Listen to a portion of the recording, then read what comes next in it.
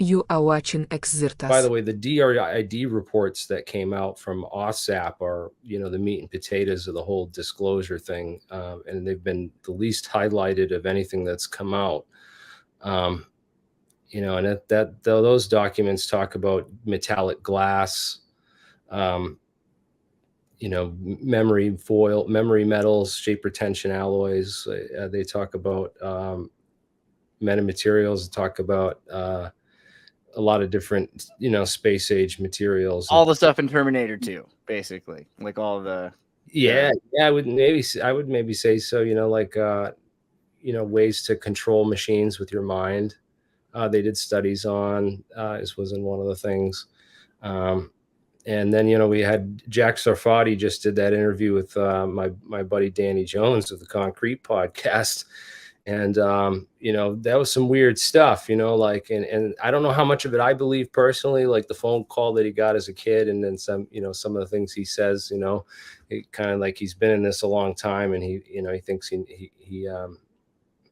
he really has the strong belief that we're not alone, and that there's more to everything that's going on, and everything, and that it's even biblical on a higher level, and biblical, like the aliens and from the Bible are really, the angels and demons from the Bible are could be extraterrestrials. And he goes into a lot of weird stuff in the interview, which he's gotten a lot of criticism for on Twitter and stuff. But Jack was, check it out. He has a PhD. Should we be trusting? Yeah.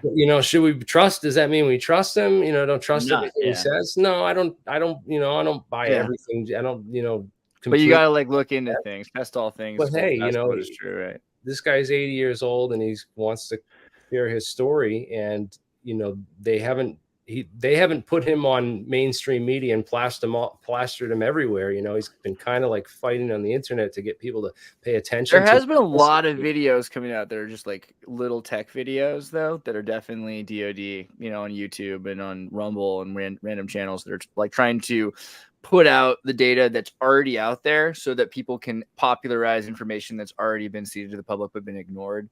It's really quickly, though, also Curry Hobo, Curtis, who we used to live together in the pseudo abandoned haunted Palace Theater, which you put a lot of art up. What do you think as a alien yourself? What do you think? Do you believe in aliens? Do you think what is that like? Does that seem reasonable to you? The world that you live in?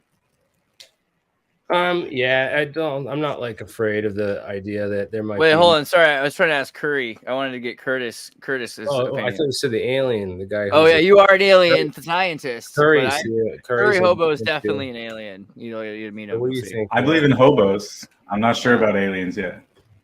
I think it's possible, but it seems more possible that. Do you think it seems more possible that it's a government program? You're more into the likelihood. If I was a betting man, I'd put my money on government technology. And you're in Canada, right? So you're near enough to the Q base. But I don't rule it out. I think it's possible, and all the history talks. So yeah, I mean, I look at it historically. Look at the ancient stories of the Anunnaki, and like you said, the angels and demons could be the extraterrestrials. So I think it's possible. I think it's possible we've been visited and there's still a presence, but it doesn't pass the smell test as much as it being a government program. For sure. Pink trip. What about you, Andre? Well, I'm getting pink too. You know me, I am an alien. Come on.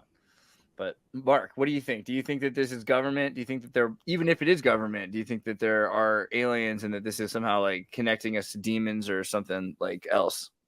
I think if there's aliens, they're probably too far away. I was a little more believing in it until the government kind of got behind it, and then I'm like, oh, okay, so it is bullshit. So yeah, I'm more with Curry Hobo on this one. Yeah, Raph, what do you think? Do you think just because the government says it, then we can't trust it? Number one, we have the UN map, and then we have these other maps with strange continents lying about, which we cannot explore. So that's the one thing in terms of extraterrestrial, which, for the longest time, I've been a huge fan of all these, star systems, all of that galaxy far away. But number one, if that exists, there would certainly be transdimensional technology, I think, we're warped from point to point and not, have to, you know, go through the expanse of space for and have a generation ship.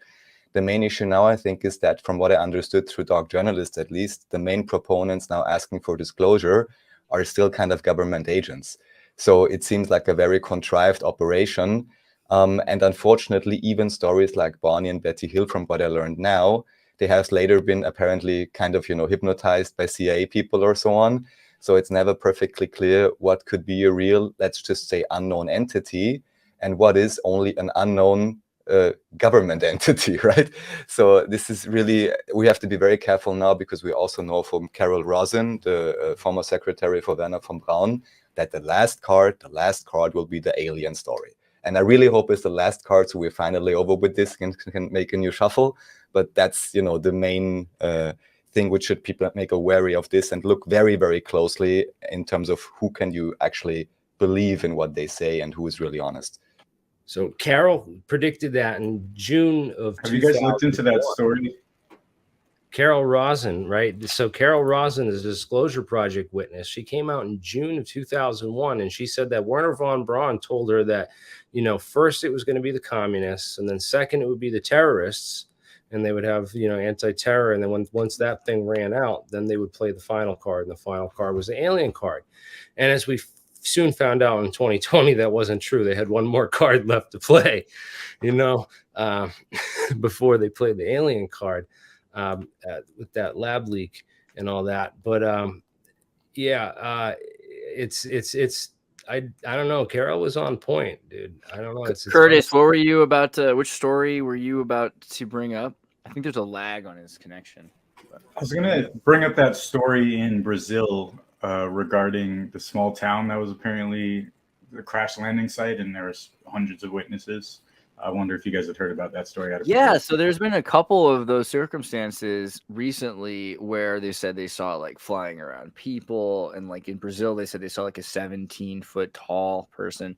The one in Peru was interesting because they recently say it was debunked, and their answer is that it was jetpack wearing person. Let me see if I can find that article. Actually, aliens who attacked Peruvian tribe were actually illegal mineral miners with jetpacks, right? So they were coming down in the night with jetpacks, and that way they could like leave with gold or cobalt or lithium. I don't know exactly even what.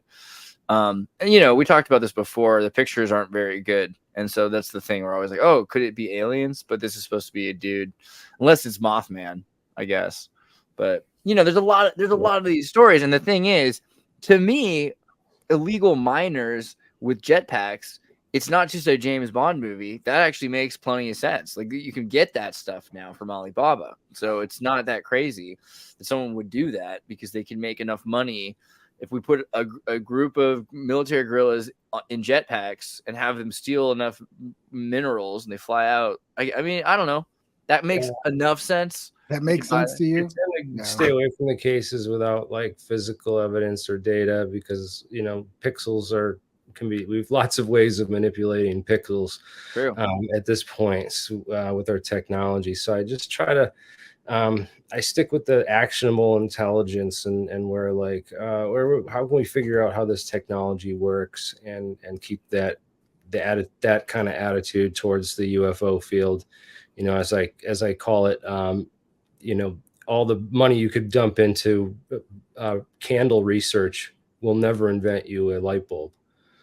You know, so you could dump tons and tons of money into candle research, but that's not going to help you with the next generation. May I ask you, Jeremy, because this may also be the, you know, the fork in the road between the, you know, frozen 70-year rocket and stealth bomber technology, which is a complete joke, right? And then whatever break-off technology there is, wouldn't one approach just be like, hey guys, finally release all the DoD censored patent claims and so on, and let's see what you actually got. See, that's the thing. When they talk about UFOs, then when they have aliens in the press and it's aliens, it's ETI, extraterrestrial intelligence, it draws attention away from the real thing, because there's a big nonsense. Because we have stuff there, I guess. It also increases the demand for those Peruvian videos that you just scientists showed. believe a wormhole may have opened over California. You know, this is real news now, right? You saw this, right, Jeremy? You get what I said, though. It increases the demand, for those types of fakes, because the more it's in the news, then people are like, oh, I don't know anymore what's fake or real. That's my problem. Like, so the thing is, maybe the real one is the wormhole over California. They're like it's like the Men in Black story. They're like, okay, but if you need a wormhole, ha ha ha, check it out. There's one you can use. Why is it got a picture of like a galaxy that they photoshopped? Like that's how you know it's real, right? It's what did Elon Musk say? Because it looks so fake.